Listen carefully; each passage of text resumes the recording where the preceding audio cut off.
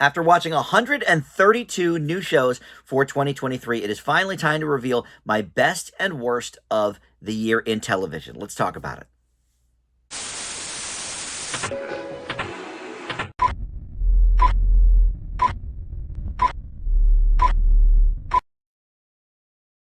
Hey guys, Dan here. This is Dan Reviews It. Welcome to my best and worst TV of 2023 video. Yes, of course, we are a few months into the new year at this point, but it always takes me a little bit of time to catch up with everything that I want to check out before year's end. So finally, it is time to put a pin in the year 2023 in television for me. And before we get started, I will let you know that this only really applies to new series that first came out in 2023. Yes, of course, shows are still good into their, second, third, fourth, even fifth or sixth season sometimes, but for purposes of this channel, I review the brand new shows that come out. So that is what I'm covering with this best and worst of 2023. And if you are interested in finding out more about these shows on either list, the best or the worst, or anything in between, I have a 2023 TV review playlist on my homepage on the channel here. And you can look chronologically at everything I reviewed TV-wise in 2023. So keep in mind, I do always have new stuff going on with the channel. Not just TV shows, but new movies as well. And at some point in the next, month, 2 months or more, I'll finally have watched enough of my 2023 movies to do my wrap up for that. But please consider subscribing to the channel here because it's always a lot of stuff going on. And now that this is in the books, we're going to start really tackling the 2024 TV shows that have come on the last couple of months. Let's see. Is there anything else? Oh, yes. Well, I will say that I was way down this year in the number of shows that I watched in previous years, starting with 2019, I guess, is when I started doing my weekly TV roundup, and I did that for years and years where I would do 5 or 6 shows every week that I would review. So certainly that has changed. I'm just doing TV shows as they kind of pop up now in standalone videos. So yeah, it's down a little bit from that because, rather than doing 6 shows a week, I've really only covered maybe 3 to 4 every single week, just in individual videos. So that's part of the reason why it's down. So I've streamlined some of the stuff. I'm not doing a lot of the reality stuff. I'm not doing a lot of the kids shows and that sort of thing. But the other thing is the strike. 2023 obviously had a big TV strike, and so most of the fall programming for networks got pushed to 2024. So, there were just, I think, less shows in general to attack, but they kind of goes hand in hand with each other. So yeah, in years past, I had maybe 200 and 50, 60, 70 TV shows to quell from for the best and worst. But this year, 132 is all we get. But there was a lot of goodness in there as well. We're going to actually start with the 3 unscripted shows that I thought were the best of the year. Like I said, I didn't do a ton of the reality and unscripted type stuff this year, but I did some game shows and some of the reality stuff maybe that had famous faces, not as much like the competition shows, but there is one in here as well. So number 3 for me for the unscripted shows, Renovations, which was on Disney Plus. This was the Jeremy Renner show that they filmed really shortly before his almost life-ending accident where the snow plow he got trapped under the snowplow. This show is inspiring, and it especially with what could have happened with Jeremy Renner. We could have lost him early in 2023, and by the grace of God, we didn't. So, this is a neat little show, that showcases his love of helping people and building things and that kind of thing. Number 2 on the unscripted, Squid Game: The Challenge on Netflix. This is my sort of I watched a few different reality competitions this year that, some of them were okay. I enjoyed Buddy Games. The Traders was okay.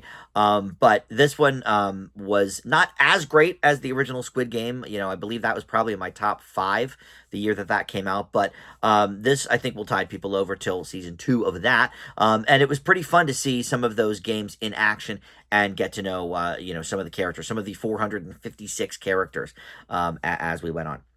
And number one on the unscripted shows. This one actually just started season 2, so you can check that out now as well. But Apple TV Plus, The Reluctant Traveler, Eugene Levy stars in this. He does not like trying new things. He doesn't like going new places. And they offered him enough money that he said, okay, I guess I could do this. But the gag is, that he kind of, he does have a good time eventually, but he really, really is apprehensive about some of this stuff. But it's a really nice travel show, and it's funny too because of him. So, all right, now we get to the top 25. And, in years past, I kind of would say a lot about a certain show or whatever. We probably won't do that till we get closer to the top here. I'm just going to kind of run some of these down. But I did want to mention, so here are 10 or 15 shows that did not make the top 25, but they were all A minuses or B pluses that I thought were worth mentioning. So I'll just kind of run those down in alphabetical order. Ahsoka on Disney Plus,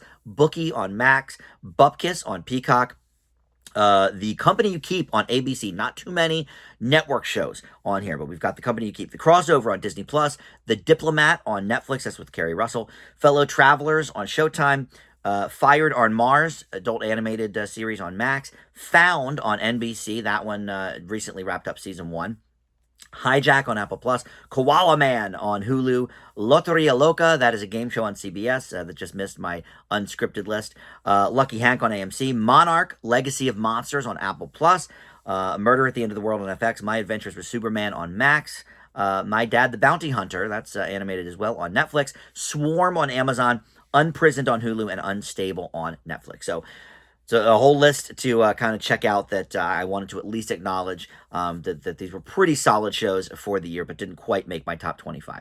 All right, so number 25, Best of 2023, Frasier on Paramount Plus. Now, if you watched my weekly, if you watched my normal new show reviews, I did not grade this very high. I rated episodes 1 and 2 at the same time and did not give it a good grade. I think it was a C, but I ended up doing weekly review videos for all of the Frasier episodes, and by the end of the season, I ended up giving it a B+. It had a really rough start, but I think now I can say, stands with that original series. Maybe not as great yet, but has the potential to be, one of the great sitcoms of the 2010s, I think. So I ended up with giving the season a B+ and a slot in my top 25 of the year. Number 24, Survival of the Thickest. This is on Netflix. It is a comedy. Actually, these first few are all comedies, I guess, but this is one of the more recent videos I did, but very funny show. A little bit maybe Sex and the City-ish, a little bit of Younger perhaps, and with a really funny lead actress, giving it a nice kind of hip sensibility. Number 23, Platonic on Apple TV Plus. This is a comedy as well. Rose Byrne and Seth Rogen, play old friends, but never more than that. But now she's married and he comes back into her life and they decide to kind of try out being friends again so many years later. And the two are hilarious together. So that's a really good one. Apple Plus actually is, I think, represented more than anything else on my top 25. Let's see here. 1, 2, 3, 4, 5, 6 Apple Plus TV shows. Disney Plus has a few. 1, 2, 3, 4. I think, or maybe just 3, 4, I guess. And then Netflix has a handful. The biggest surprise this year, Freevee has 2 in the top 5. I never would have thought that. I think they might be the only 2 Freevee shows I even reviewed this year, but they both ended up in the top 5. All right, let's continue. Number 22, The Curse on Showtime. This is another pretty recent one that I did, and it's Emma Stone and Benny Safdie and Nathan Fielder. So it's not going to be for everybody. Like all Nathan Fielder projects, very sort of awkward and cringy at times. But it's really, really original. There's nothing else like it on television, and that is definitely worth a watch. So The Curse, number 22. A couple of animated series here. Number 21, Scott Pilgrim Takes Off on Netflix. This is a different version or a redo. It's not a redo because it's not the same plot exactly, but you remember the movie Scott Pilgrim versus the World, or what was it called? Right. And then there was the comic before that, and a lot of the voice work from the Scott Pilgrim movie reprises their roles here. Almost everybody, as a matter of fact. And so that was a lot of fun. I ended up watching that whole series. Some of these, I will admit, I've still only seen, those first 3 episodes or 4 episodes that I initially reviewed. Some of them I've watched the whole thing. Some of them I watched the whole thing before even reviewing it. I don't have the time to sit through the whole season of every single show I review, but something like this, that's, the episodes are like 23 minutes, there's 8 episodes, you just kind of go through it on one afternoon. But that ended up being really good. I think fans of the movie will also appreciate it. Number 20, Gremlins Secret of the Mogwai on Max. Like I mentioned, that's animated as well, and obviously, like Scott Pilgrim, takes its tones from a movie, but this is a prequel. This takes place in the earlier 1900s, I forget, 1920s maybe. But it is about sort of how the Mogwai came to be, and there are certainly threads to the movie as well. But it's a nice little action-oriented cartoon for kids. I grew up with a lot of those in the 80s and 90s. Some of them were more superhero related, like Batman the Animated Series or X-Men or whatever. But you also had these sort of action comedy cartoons that kind of like the Disney afternoon stuff, DuckTales or whatever. This is a little bit darker than that, but kind of in that same vein. Number 19, Fall of the House of Usher. This was a miniseries on Netflix based obviously on, the famous stories of Edgar Allan Poe, and each episode sort of tackled a different Poe story in one way or another, but they were all kind of interconnected. It was very, very interesting, very well acted too, and part of that Mike Flanagan sort of Netflix universe with a lot of the same actors from some of the other Mike Flanagan shows. Number 18, Lessons in Chemistry on Apple Plus. I believe this is the highest rated for the year that I initially gave a B plus to, but more in that A minus range now. I thought this turned out to be a really lovely show. Brie Larson stars in it. It may hit some of the female empowerment stuff a little too hard on the nose, but so did Barbie, and that was one of the biggest things that came out of 2023, of course. But Brie Larson plays it beautifully, and I like sort of the time shifting there too. We see kind of her in the beginning of her career, not being taken seriously at all, and then towards the more present day stuff, where she has her own cooking show and all of that. So a lot of fun. Love Brie Larson always.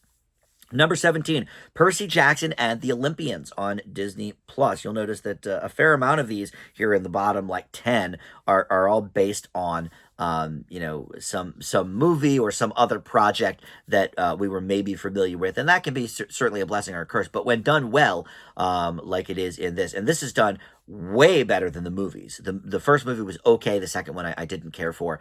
But this is the best of the Percy Jackson projects I have seen. I didn't read the books, but this is much better than the movies. The action's really great. Disney Plus really, I think, found its niche in non-Star Wars and Marvel related shows in 2023, because there's a few on this list that have nothing really to do with anything. They just sort of created them, and they're something very special. The Crossover is one of the ones I mentioned on my honorable mentions that I think that might have been based on a book, but still, like, not something super famous like Percy Jackson, or some of these other things like the Gremlins or whatever. But yeah, the Star Wars and Marvel content, I think, was the initial push to, like, hey, get Disney Plus, you can watch all these shows. But I think in 2023 they really branched out into some interesting other venues, and not all of them worked, certainly, but Percy Jackson and the Olympians, that's a really, really cool show, and I do believe that's been greenlit for season 2, so we'll hopefully see that soon. Number 16, The Big Door Prize on Apple Plus. This is a really, really kind of far out concept. Chris O'Dowd stars in it, and there is this machine that gives you fortunes, but it like really, really predicts what's going to happen. And so there's a buzz all around this town about, okay, what was your fortune and whatever. And he's sort of in the middle of that as a skeptic, but then he also gets his own fortune and is like, okay, I don't know, what this is going to mean for me. And it's another sort of those Apple shows that has a big concept, but this one nails that concept. A lot of the Apple TV Plus shows, and they've got some on my worst of the year. We're going to go over that here before we get to the top 10 best, but Apple TV Plus has some shows there too. But this is one of their shows that has a pretty big concept that I thought kind of stuck the landing. All right, number 15, our highest rated network TV show, mostly is streaming or maybe an HBO or a Showtime or whatever. But this is, in terms of broadcast networks, this was my favorite show of 2023, Will Trent. And this just started season 2 about a month and a half ago, maybe, on ABC. So you can check that out. The other ABC show I mentioned in the honorable mentions, The Company You Keep, that was canceled, and we won't be seeing more of that. But Will Trent, look, it takes a pretty familiar premise to network television, but I love the characters in this show, and the gentleman who plays Will Trent, I can't think of his name right now, but he is really, really fun to watch, and there's, some interesting mysteries going on with that show, so I do highly recommend that. Certainly the best of the network offerings in 2023. Number 14, Disney Plus, and this is another show that is based on some very, very old IP, The Muppets Mayhem. This one takes us through the journey of the band, the Dr. Teeth and the Electric Mayhem Band, as they are finally, after 50 years or something, recording their first album. And it's shown sort of in a mockumentary style. But look, like everything Muppets, this is very tongue-in-cheek, breaking the fourth wall, really clever jokes, and just great to shine a light on this band that, really has always been around with the Muppets, but usually is sort of in the background. We're really getting to know the characters in this. This was canceled. It won't be back for a second season, but we do have these, 8 or 10 episodes of season 1 to enjoy, and that is number 14 for me of the year. Number 13, let me look here. Is this my highest rated animated? No, I have one other animated higher than this, but this is an adult animated series called Carol and the End of the World. This was on Netflix, and this was a really cool concept. This woman who, has a lot of apprehension and anxiety. We're faced with the end of the world coming up, and she just wants to live her life, the way she knows how, going to work every day, doing, sort of mundane things, because that is how she is coping with it. And so often in end of the world scenarios, we see, everyone just, oh, let's, have sex with whoever we want. Let's, rob this store or whatever. And she's like, no, I want to do this, the way that makes me feel comfortable. And I thought that was such an interesting concept. And the animation's cool. So I really like that one. All right, number 12. This is a collab between Hulu and Disney Plus. I think we'll be seeing more of these as the next year or two goes on, because they're basically becoming sort of one and the same in terms of streaming services. Disney Plus, or Disney owns Hulu, so they're the biggest stake in Hulu or something. So we're going to see a lot of these. But anyway, this is on both. The Artful Dodger. I just reviewed this maybe like a week ago. This is one of the last shows I reviewed for 2023, and this was a lot of fun. So there could be maybe some recency bias here. Maybe I'm thinking back on how enjoyable those episodes were that I watched a week ago, rather than some of these other ones that came out at the beginning of 2023 or what have you. But this was originally conceived as a miniseries, but one of you in the comments on that video told me that one of the leads, Maya Mitchell, was talking about maybe they will do a second season because the response was so big. And this is based on some old property as well, because of course the Artful Dodger character comes from Oliver Twist, and so this is kind of, him, I think it's 15 years later, or maybe just 10. But anyway, it's some years later, and he is sort of caught between, okay, do I want to pursue my medical career, or do I want to continue to grift people? And it's a lot of fun. It's not necessarily a comedy per se, certainly more of a dramedy, because there's comedic elements, but it also gets fairly heavy at times too. But I thought this was a really, really well done show. All right, number 11. This is the last one before we get to the worst of the year, and this is Apple TV Plus again. It's a sci-fi show called Silo. Really interesting. We have some big names in this show, one of which doesn't even make it too far in the first couple of episodes, but this is about this bunker way, way, way, way, way underground, and this kind of society that has formed there with their rules, and we can't go outside because of X, Y, and Z. It's not safe, etc. And certainly some, potential parallels with some things that are going on in the world today. But I thought it was really, really well written. Definitely one of the best sci-fi shows of the year. It's called Silo. All right, so let's switch gears here to the worst before we get to the top 10 of the year. We got to do the bottom 10. We've got some dishonorable mentions. So I had 14 shows overall that were either graded F, D, or D plus, which actually, when you consider it, is not too bad. Out of 132 shows, there's only 14 that were a D plus or lower. I try to give shows the benefit of the doubt over movies because, of course, they're so open-ended. Unless it's a miniseries that I watched all of.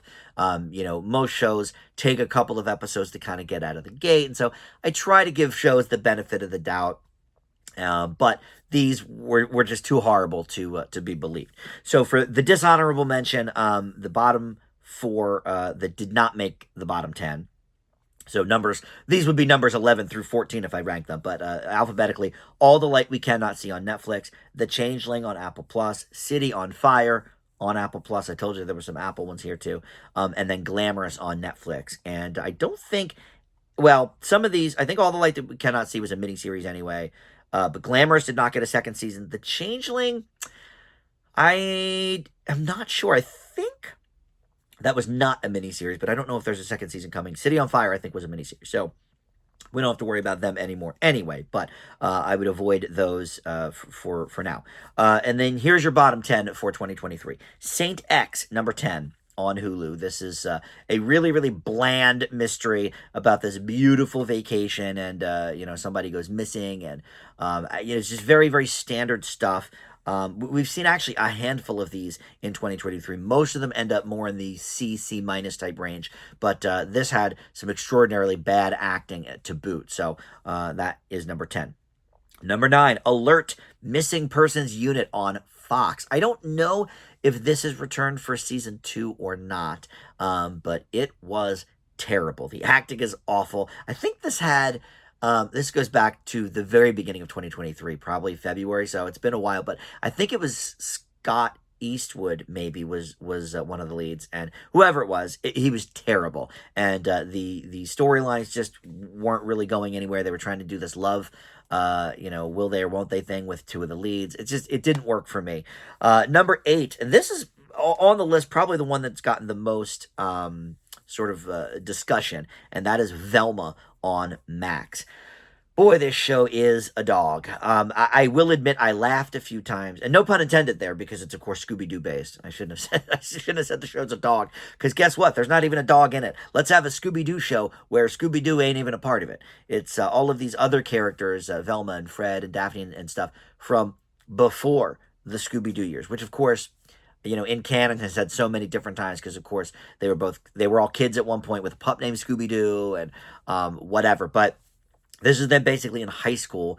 And it's Mindy Kaling, who I love. This is the only project I've seen so far from Mindy Kaling that I was like, man, this is terrible. I had a few laughs with it, but I didn't understand the point. Who was this made for? I don't know. Scooby-Doo fans aren't going to be thrilled with it. And if you don't care about Scooby-Doo, why would you be watching it?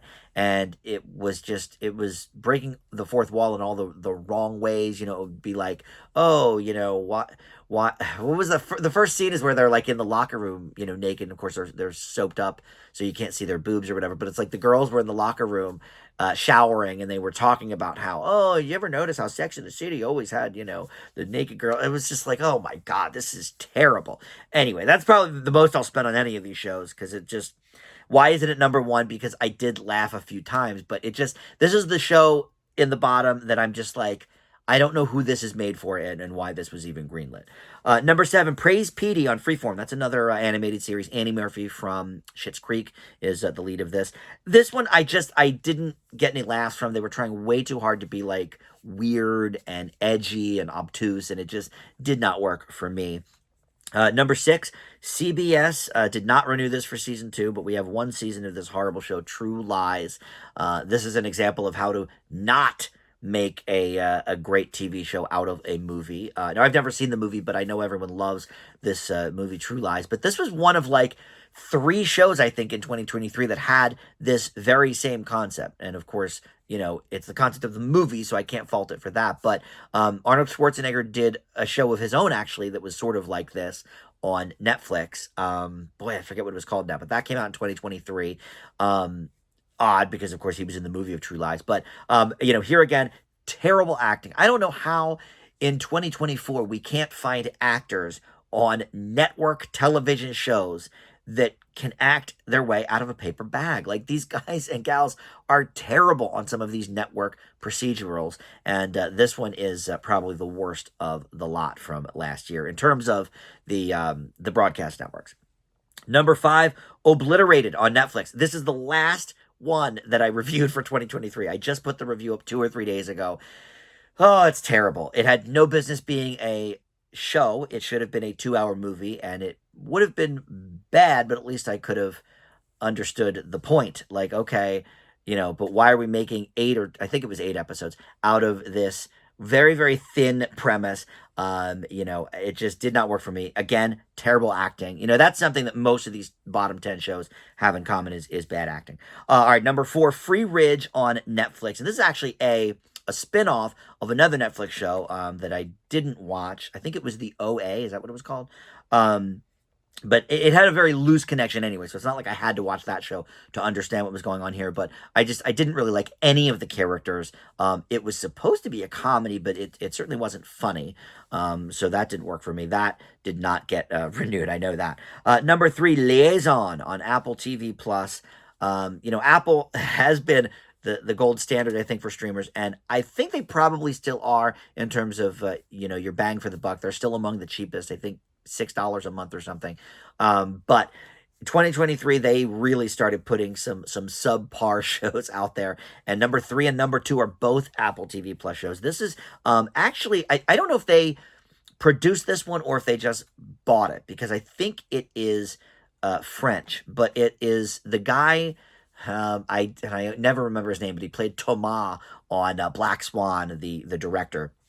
And this is like his starring vehicle, and it didn't make any sense. A lot of the same things I've said already with these bottom 10 shows. The acting's not great. The plots are not that exciting. So number 2, Extrapolations on Apple Plus. This one at least is something a little bit different because it was kind of an anthology series, but the messaging is basically like, love the environment. The environment is going away. We're killing it, etc. It takes place a little bit in the future, and they got some really famous people to be in it too, which is even more like upsetting. Meryl Streep is part of this. There's like big names, and it didn't work for me at all for a lot of different reasons. But now I didn't make it through because I hated it so much, but I do hear that in the last episode they do kind of tie everything together. But look, if a show is that bad after 2 or 3 episodes, I'm not going to waste my time to find out if that's true, certainly. And number 1, the worst show of 2023 in terms of new releases is The Idol on HBO. This one, other than Velma, is the one probably that's been talked about the most because it had 2, Lily Rose Depp is not a big star, but certainly we know her because of her dad being Johnny Depp. And then The Weeknd, the singer, Abel Tesfaye, he is the lead actor in this. And of course, other than some appearances here or there, like on SNL or whatever, he has not done a lot of acting, and so this was something kind of new, and God, he's terrible at it. But other than that, this show is just trying to push the envelope. Oh, let's have them have sex a bunch. Let's have them, be not that likable. But the audience will eat it up because, Lily Rose Depp's boob. It's a horrible show. Everything that you've probably heard about the show, if anything, is true. I think it's got like an 8% or something on Rotten Tomatoes. I haven't looked in a few months, but I know it was very, very low on Rotten Tomatoes, and I would agree with that. Easily, for me, the worst show of 2023. All right, let's get back to the best. We'll spend a few minutes with these. The top 10 best new shows of 2023. Number 10, this was a huge surprise for me because I'm not really an anime fan, and I've never seen this show in the anime form. But One Piece on Netflix.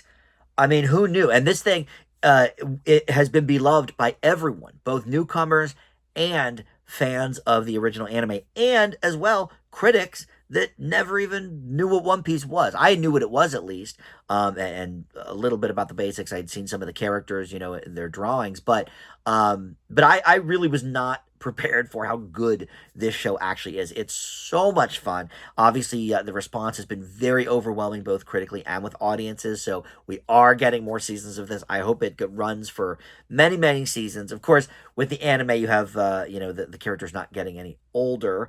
I don't know how long we can continue this with the same exact cast.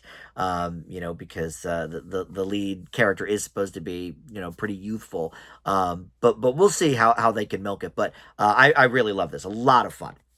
Number 9, Shrinking on Apple TV Plus. This is Jason Segel and Harrison Ford, and this comes from the same people that brought us Ted Lasso. And for season 2, I heard that Brett Goldstein, who co-created this, because of course he co-created Lasso, is going to be a part of the cast of Shrinking for season 2. So I'm very excited about that. This was a great show. The weak link for me, the only reason this isn't higher, Krista Miller.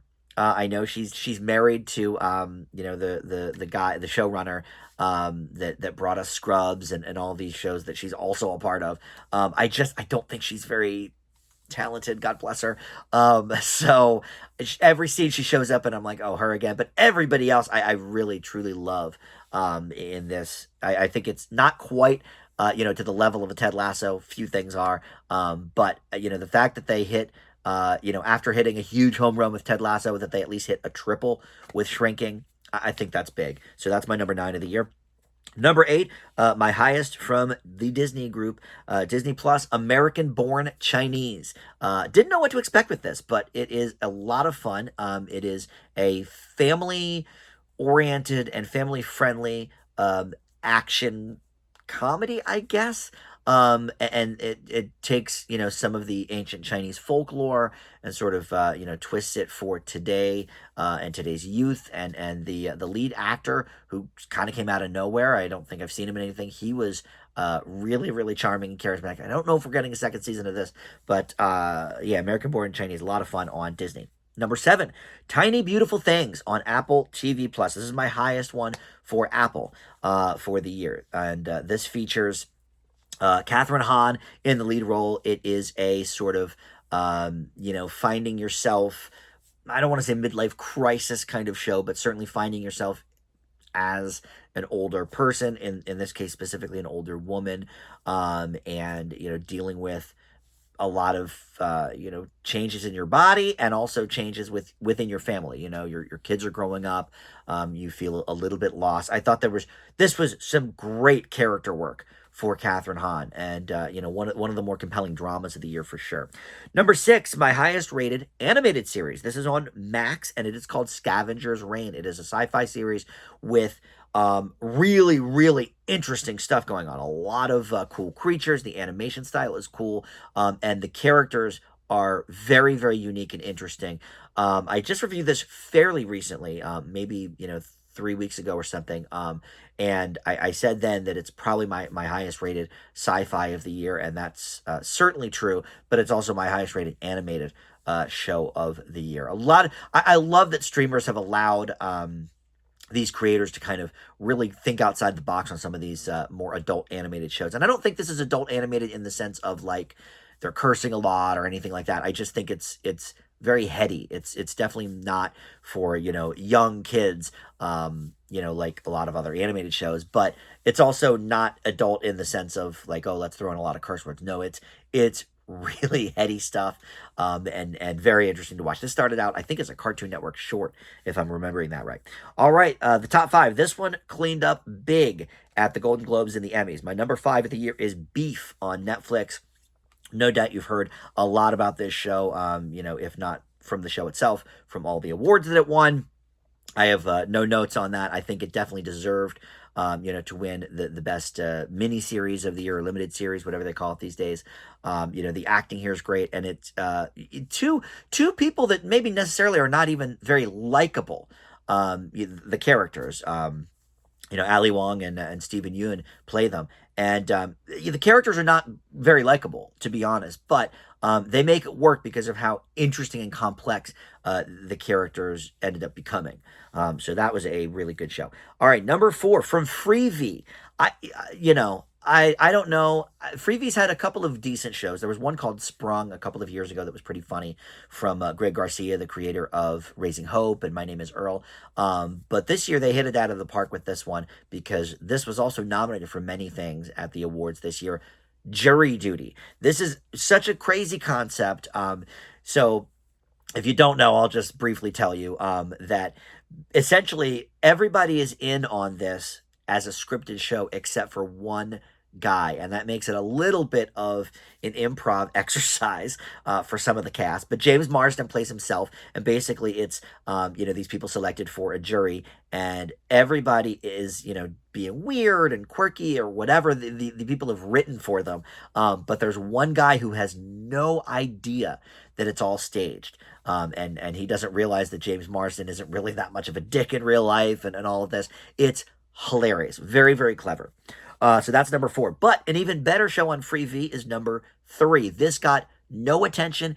This, for me, I just, was looking at the list of shows that came out. And I'm like, okay, well, this sounds cool. I'll give it a try. And it's called Primo. This is, for me, the number 1 family show of the year. The family sitcom is all but dead at the networks. We've a lot of longtime mainstays have left, like the Goldbergs, A Modern Family. Young Sheldon is in its final season. The Connors is still on, but that's, just about it in terms of network family comedies. I mean, I guess you've got The Simpsons still and stuff like that, but this kind of came out of nowhere. I highly recommend this show. You've probably not heard of it unless you watch my videos a lot, but Primo is the name of it, and it's about this Latina family, and it does for, I think, that culture what kind of My Big Fat Greek Wedding did for the Greek families, and it really shows you what you can expect if you are part of this family. And mostly it's about this kid growing up in the family, but and all of his uncles and stuff pitching in and whatever, and they all have their own personalities. But it's also about just the family as a cohesive unit, kind of looking out for each other. And this guy's sort of the screw up of the family, and the mom is trying to keep it all together. It's very, very funny.